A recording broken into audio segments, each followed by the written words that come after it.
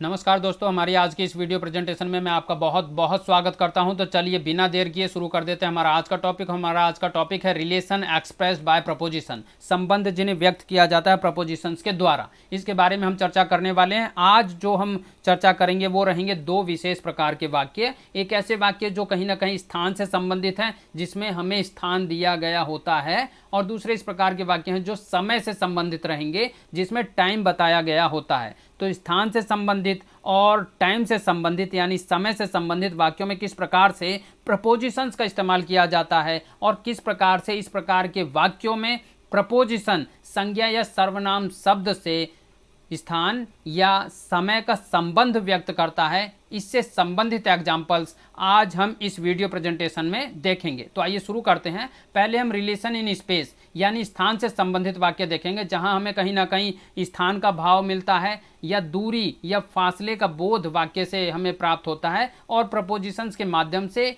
दिए गए स्थान का संबंध हमें संज्ञा या सर्वनाम शब्द से व्यक्त करते हुए प्राप्त होता है। तो आइए इसके एग्जांपल्स देखते हैं। जैसे आप देख रहे हैं, the boy run across the ground, the boy run across the ground, the policeman stood before the house, the policeman stood before the house, the boy stood behind the door, the boy stood behind the door, yesterday the teacher sat beside me in the hall, yesterday the teacher sat beside me in the hall. तो इन चारों ही वाक्यों को अगर आप ध्यान से देखें तो आप पाएंगे कि जो चार रेखांकित शब्द हैं, across, before, behind and beside, ये चारों के चारों प्रपोजिशन हैं। एज ए प्रपोजिशन इनका इस्तेमाल इन वाक्यों में किया गया है, और जैसा हमने बताया कहीं ना कहीं स्थान दिया गया होता है इस प्रकार के वाक्यों में। आप देखेंगे पहले वाक्य में ग्राउंड, दूसरे में हाउस, तीसरे में डोर और चौथे में हॉल, ये स्थान बताए गए हैं। और ये प्रपोजिशन कर क्या रहे हैं? ये प्रपोजिशन वही काम कर रहे हैं कि दिए गए संज्ञा या सर्वनाम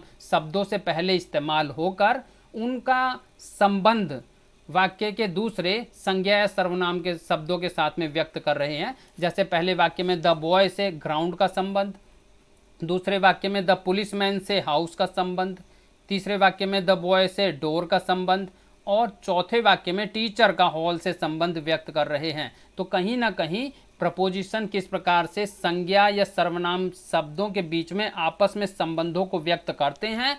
जब वाक्य में स्थान दिया गया होता है तो इसी रूप में इनका इस्तेमाल किया जाता है। तो आगे बढ़ते हैं हम।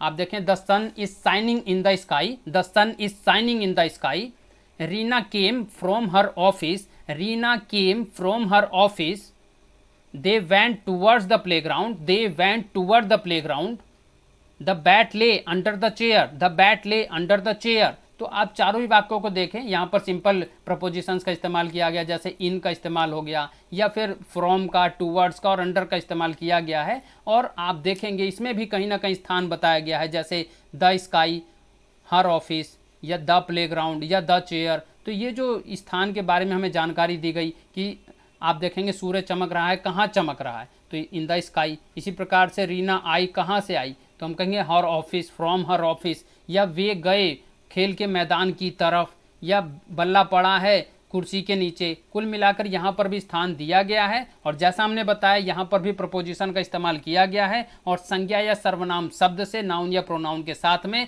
वो दिए गए स्थान का संबंध व्यक्त कर रहा है। इसीलिए हमने इस टॉपिक का नाम दिया है रिलेशन एक्सप्रेस्ड बाय प्रपोजिशन है, और हम स्पेस से संबंधित, स्थान से संबंधित वाक्यों के एग्जाम्पल्स देख रहे हैं। तो आशा करता हूँ ये चारों वाक्य भी आपको समझ में आए होंगे। आगे बढ़ते हैं।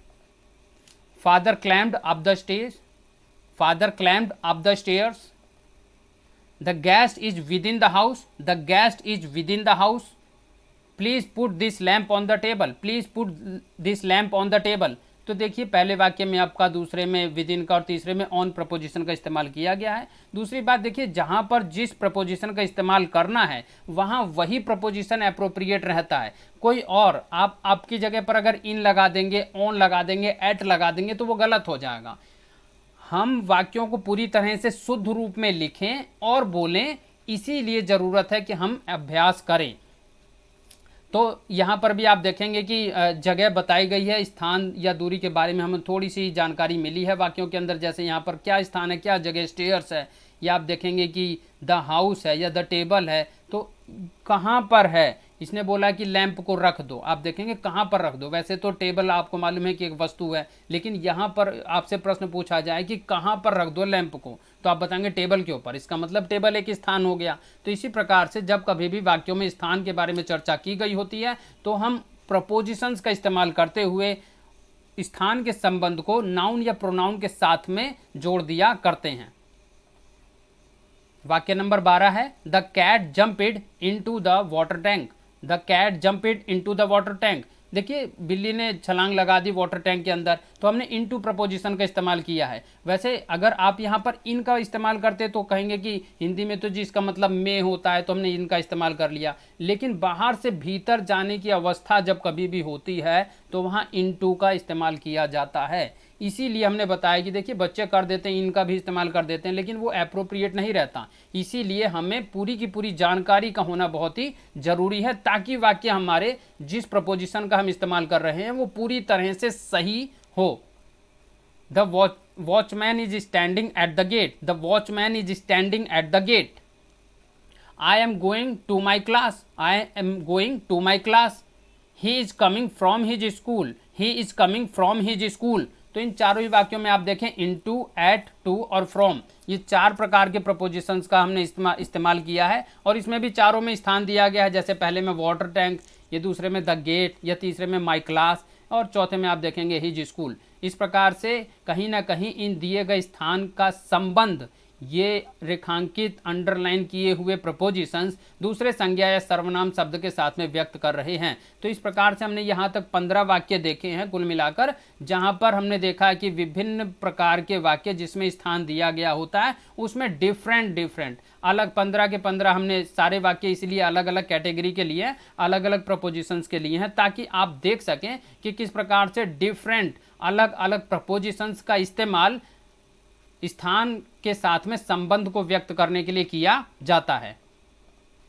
अब हम अपने बी टॉपिक के ऊपर आते हैं, जो है हमारा रिलेशन इन टाइम। जैसा हमने बताया कि समय से संबंधित वाक्य भी हम इस वाली वीडियो प्रेजेंटेशन में समझेंगे। तो आइए इसके बारे में चर्चा करते हैं। आप देखेंगे डिफरेंट टाइप के प्रपोजिशंस और डिफरेंट टाइप्स के टाइम यानी समय हम लेने वाले हैं, और आप देखेंगे कि किस प्रकार से अलग अलग प्रपोजिशंस का इस्तेमाल करते हुए अलग अलग प्रकार के टाइम को वाक्य में अटैच किया जाता है। आप देखें पहला ही वाक्य आ गया है, ही वेंट देयर एट 10।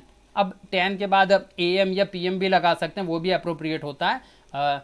यहाँ पर हमने एट का इस्तेमाल किया है। दूसरा वाक्य है there are 7 days in a week. There are 7 days in a week. तो आप देखेंगे सप्ताह में 7 दिन होते हैं, तो इनका इस्तेमाल किया गया है। He study English for 2 hours daily. He study English for 2 hours daily. तो यहाँ पर आप देखें गिनती वाला समय है, 2 आवर्स है, तो हमने 4 का इस्तेमाल कर लिया है। या they will come home before Sunday. Sunday से पहले देव आएगा, तो फिर इसका मतलब ये यहाँ पर संडे दिया गया, या तीसरे वाक्य में डेली दिया गया 2 आवर्स डेली, दूसरे वाक्य में ए वीक दिया गया, पहले वाक्य में हमने 10 बजे का इस्तेमाल कर लिया है। तो इस प्रकार से देखिए अलग अलग प्रकार के समय दिए गए हैं और उसमें अलग अलग प्रकार के प्रपोजिशंस का हमने इस्तेमाल किया, जैसे पहले में एट, दूसरे में इन, तीसरे में 4 और चौथे में बिफोर प्रपोजिशन का हमने इस्तेमाल किया है। तो कुल मिला के कहने की बात सिर्फ इतनी है, समझने की बात इतनी होती है कि भाई अलग अलग प्रकार के दिए गए समय में भी हमें अलग अलग प्रकार के प्रपोजिशंस का इस्तेमाल करना जरूर सीख लेना चाहिए। We study here from 7 to 8 in the morning. We study here from 7 to 8 in the morning. He left before you came. He left before you came. देखिए इसमें किसी प्रकार का समय तो नहीं बताया गया है कि भाई 7 बजे, 8 बजे, सोमवार, जनवरी, फरवरी, मार्च, किसी प्रकार का कोई समय नहीं बताया गया है। लेकिन क्योंकि भाव समय वाला आया है कि वह चला गया इससे पहले कि तुम आए, तो कोई ना कोई तो समय है ना जो छुपा हुआ है। तो छिपे हुए समय को भी जिसमें सीधे सीधे नहीं बताया गया, उसको भी व्यक्त करने के लिए कई बार हम बिफोर या आफ्टर जैसे शब्दों का इस्तेमाल कर लिया करते हैं। The train is running behind time. The train is running behind time. देखिए समय से देरी से चल रही है ट्रेन, इसमें भी तो समय नहीं बताया कि 10 बजे, 5 बजे, सोमवार, मंगलवार, या कोई पॉइंट ऑफ टाइम या कोई पीरियड ऑफ टाइम इसमें नहीं बताया गया, लेकिन समय से देरी से चल रही है, तो कहीं ना कहीं समय का एक भाव आया, एक बोध आया। इसमें भी हमने प्रपोजिशंस का इस्तेमाल करना होता है, इसी रूप में करना होता है जैसे आप इस वाक्य में देख सकते हैं, the train is running behind time. He did nothing during the hall day. He did nothing during the hall day. तो उसने सारा दिन के दौरान, अब हॉलीडे एक विशेष प्रकार का समय इसमें जरूर बता दिया गया है, और इसमें हमने ड्यूरिंग, यानी इसका मतलब ऐसे हिंदी में होता है दौरान, है, पूरे दिन के दौरान उसने कुछ नहीं किया। Please send the letter at an early date, at an early date, तो यहाँ पर हमने एट का इस्तेमाल कर लिया, अर्ली डेट हमारा समय आ गया। तो यहाँ पर स्क्रीन पर जो 5 वाक्य हम देख रहे हैं, इसमें कहीं ना कहीं या तो समय स्पष्ट रूप में बताया गया है, या समय का भाव वाक्य में व्यक्त होता है, और डिफरेंट डिफरेंट टाइप के प्रपोजिशंस का हमने इस्तेमाल किया, जैसे आप देखेंगे फ्रॉम, बिफोर, बिहाइंड, ड्यूरिंग या at. Ram will be here on Sunday morning, Ram will be here on Sunday morning. I have been suffering from fever since Monday. I have been suffering from fever since Monday.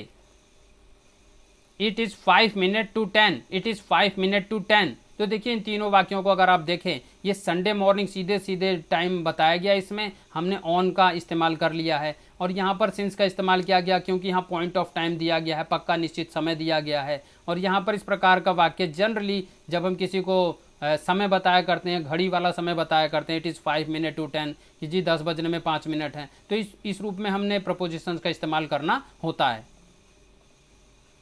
I sell purchase your books within a week, I sell purchase your book within a week, कि एक सप्ताह के अंदर मैं तुम्हारी किताबें खरीद लूँगा। आप देखेंगे एक सप्ताह, एक समय बताया गया है, और फिर विद इन प्रपोजिशन का इस्तेमाल करते हुए वाक्य को लिखा गया है। He will begin the work from 1st March, he will begin the work from 1st March. Boy was careless throughout the years, boy was careless throughout the year। देखिए पूरे साल के दौरान लड़का केयरलेस रहा, लापरवाह रहा। तो इस प्रकार से समय को यहाँ पर आप देखेंगे द ईयर, या 14 नंबर वाक्य में आप देखेंगे 1st मार्च, या 13 नंबर वाक्य में अ वीक। इस प्रकार से समय बताया गया है, और डिफरेंट डिफरेंट प्रपोजिशंस का यहाँ पर इस्तेमाल किया गया, जैसे विद इन का, फ्रॉम का, या थ्रू आउट का। यही हमने यहाँ तक की एक्सरसाइज में समझने की बात होती है कि भाई अलग अलग प्रकार के प्रपोजिशंस का हम लोग इस्तेमाल किया करते हैं अलग अलग प्रकार के समय को व्यक्त करने के लिए, और इनके विशेष रूल्स भी हैं जिनके बारे में हम आगे आने वाली प्रेजेंटेशन में और डीपली और डिटेल्ड में चर्चा करेंगे, ताकि 100% एक्यूरेटली आप श्योर होकर किसी भी फिल इन दी ब्लैंक्स में सही रूप में सही प्रपोजिशंस का चुनाव कर सकें। तो हमने इस वीडियो में relation express bye propositions topic को कवर किया है, और इसके अंतर्गत हमने 2 चीज़ों के बारे में थोड़ी नॉर्मल जानकारी अभी आपको प्रदान की है कि किस प्रकार से स्थान, दूरी या फासले वाले वाक्य में, रिलेशन इन स्पेस वाले वाक्य में, और दूसरा समय वाले वाक्यों में किस प्रकार से, टाइम वाले वाक्यों में प्रपोजिशंस का हम लोग इस्तेमाल किया करते हैं। The topic will continue in this video series.